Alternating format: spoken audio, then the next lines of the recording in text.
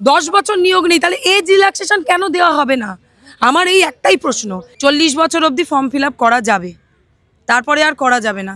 তাহলে কি করে আমাদের নিজেদেরই অনেক পরিচিত, আমার প্রুফ আছে, যারা 46 বছর পর্যন্ত ফর্ম ফিল আপ করলো, তাদের বাড়িতে অ্যাডমিটটা এলো কি করে, এবং তাদের যদি নিয়োগও হয়ে যায় কি করে নিয়োগ হবে বুঝতে পারবো না। তাহলে এটা তো স্বচ্ছভাবে নিয়োগ নয়। এবার রাস্তায় নামলেন 2025-এ যারা পরীক্ষা দিয়েছেন তারা। এই মুহূর্তে আমাদের সঙ্গে যিনি আছেন তিনি 2016 সালে যোগ্যতার প্রমাণ দিয়েছেন, কিন্তু এবারে আবার পরীক্ষায় বসতে হলো।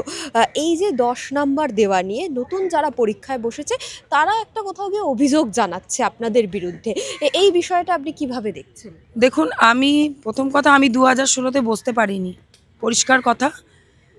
এবং আমি 2016-তে বসতে পারিনি, তার মানে আমাদের 10 বছর হয়ে গেল, কোনো রকম কোনো পরীক্ষা দিতে পারলাম না। মহামান্য সুপ্রিম কোর্ট জানালেন যে 40 বছর অবধি ফর্ম ফিল আপ করা যাবে, তারপরে আর করা যাবে না। তাহলে কি করে আমাদের নিজেদেরই অনেক পরিচিত, আমার প্রুফ আছে, যারা 46 বছর পর্যন্ত ফর্ম ফিল আপ করলো, তাদের বাড়িতে অ্যাডমিটটা এলো কি করে? আমার প্রশ্ন এটাই। যদি পরীক্ষাতেও তারা বসেছে এবং তাদের যদি নিয়োগও হয়ে যায় কি করে নিয়োগ হবে বুঝতে পারবো না আমরা, কারণ সম্পূর্ণ এটা দুর্নীতিই হবে না। তাহলে আমরা কেন বঞ্চিত হলাম? আমরা সৎভাবে পরীক্ষা দিতে বসতে পারলাম না, যে আমাদের 40 বছর 3 মাস হয়ে গেছে। তাহলে আমাদের সাথে কি করা হবে? তাহলে আমাদের জন্য আরও নতুন করে কিছু ভ্যাকেন্সি ক্রিয়েট করা হোক, ক্রিয়েট করে আমাদের যাদের এজ পেরিয়ে গেছে, তার দোষটা তো আমাদের নয় যে আমরা যে এতদিন পরীক্ষা দিতে পারিনি, কোনো নিয়োগ নেই, কোনো নোটিফিকেশান নেই। আজকে যদি নোটিফিকেশান বেরোতো, কোনো না কোনো জায়গায় আমরা চাকরি পেয়ে যেতাম, স্কুলে আজকে চাকরি করতাম, কিন্তু কোনো নোটিফিকেশান নেই 10 বছর ধরে। তারপরও এত বছর পরে এত ভ্যাকেন্সি বৃদ্ধি পেয়েছে, তারপরও কি করে ওরা এজ রিল্যাক্সেশনটা দিল না সুপ্রিম কোর্ট থেকে? এটাই আমি অবাক হয়ে গেলাম। এবং দুর্নীতি করে বসেও গেল অনেকে পরীক্ষা দিতে, অনেক প্রুফ আছে আমাদের হাতে। তো আমরা চাই নতুন করে চিটিং করে যারা পরীক্ষা দিতে বসেছে, আমরা বলছি না যে তাদের পরীক্ষাগুলোকে ক্যান্সেল করা হোক, কিন্তু আমরা চাই আমাদেরকে আবার নতুন করে কিছু নোটিফিকেশান দিয়ে, কিছু সিট বাড়িয়ে আমাদেরকে বসতে দিক, আমাদের এজ রিল্যাক্সেশন দেওয়া হোক। 45 বছর 50 বছর অবধি আমাদের এজ রিল্যাক্সেশন দেওয়া হোক, যাতে আমরা 10 বছর পর এই নতুন করে এই সুযোগটা পাই। কারণ ব্রাত্য বসু তো পরীক্ষা হওয়ার পর বললেন, যে শিক্ষামন্ত্রী বললেন যে এবারে খুব স্বচ্ছতার সঙ্গে পরীক্ষা হয়েছে।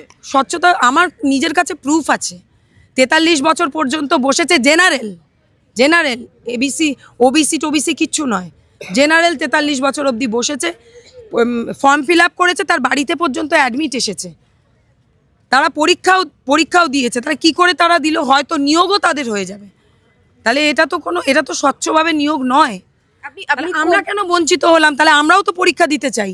তাহলে নতুন করে আবার নোটিফিকেশান বার করা হোক, নতুন করে কিছু ভ্যাকেন্সি বার করে যাদের এজ চলে গেছে তাদেরকে নতুন করে আবার চান্স দেওয়া হোক, যেটা অন্যান্যদের দেওয়া হলো। এটাই আমার বক্তব্য, যে আমাদের নতুন করে নোটিফিকেশান দেওয়া হোক, 30,000 হোক, 40,000 হোক, যাদের বয়স পেরিয়ে গেছে তাদেরকে একটা চান্স দেওয়া হোক। আশা করি আমরা নিজেরা প্রিপারেশনের মধ্যে রয়েছি এবং বিএডও করা রয়েছে, আমরা ঠিক পারবো। মানে আপনি তো বিএড করেছেন, বললেন যে শিক্ষক হিসেবে নবম দশম নাকি একাদশ দ্বাদশ কোনটা, মানে বিএড করতে অনেকটা টাকা? আমি একাদশ দ্বাদশ অবধি করেছি, সুতরাং আমি নবম দশমেও বসার যোগ্য, 11-12-এও বসার যোগ্য। সুতরাং আমরা চাই আমাদেরকে নতুন করে কিছু সিট বৃদ্ধি করা হোক, সেখানে এজ রিল্যাক্সেশন দিয়ে যারা পরীক্ষা দিতে পারেনি 10টা বছর, তারা যেন আবার নতুন করে পরীক্ষায় বসতে পারে। এটাই আমি মাননীয় মুখ্যমন্ত্রীর কাছে আমার একমাত্র অনুরোধ, যে আমাদের এইভাবে আমাদের সমস্যার সমাধান করুন। আমরা কোনো দুর্নীতিভাবে পরীক্ষায় বসবো না, পড়াশোনা করেছি, সৎভাবে পরীক্ষা দেব, এজ রিল্যাক্সেশন দিক, পরীক্ষা দিয়ে আমরা পাশ করে তবে আমরা চাকরি পেতে চাই, কিন্তু কোনো দুর্নীতিকে আমরা মেনে নেব না, যেটা এই পরীক্ষাতেও হয়েছে। এটা স্বীকার করি, অনেক প্রুফও আমাদের কাছে আছে। মাননীয়ার কাছে আমার এটাই অনুরোধ, যে আমাদের নিয়োগ হয়ে যায়, আপনি যে দুর্নীতির কথা বলছেন এইবারে হয়েছে, তাহলে আপনারা পথে নামবেন, কারণ আপনারা পথেই আছেন। তারপরে সুপ্রিম কোর্টের রায় ছাড়া কিন্তু কিছু মানা সম্ভব হচ্ছে না রাজ্য সরকারের। আমরা সিঙ্গেল বেঞ্চে কেস করেছি, ডিভিশন বেঞ্চে করেছি, সুপ্রিম কোর্টে 2বার কেস করা হয়েছে, আমাদের কোনো কেস, আমাদের কথাটাই শোনা হয়নি। কেন এরকম অমানবিক মহামান্য সুপ্রিম কোর্ট হয়ে গেলেন? কারণ দোষটা তো আমাদের নয়, সম্পূর্ণ সরকারের দোষ। 10 বছর নিয়োগ নেই, তাহলে এজ রিল্যাক্সেশন কেন দেওয়া হবে না?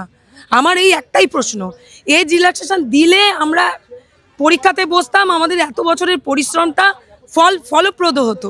তাহলে আমরা চাই আমাদেরকে আরও কিছু সিট বাড়িয়ে আমাদের পরীক্ষায় বসতে দেওয়া হোক, এবং আমরা সেইভাবে সৎভাবেই নিয়োগ আমরা চাইছি। এটাই আমার মাননীয় মুখ্যমন্ত্রীর কাছে অনুরোধ।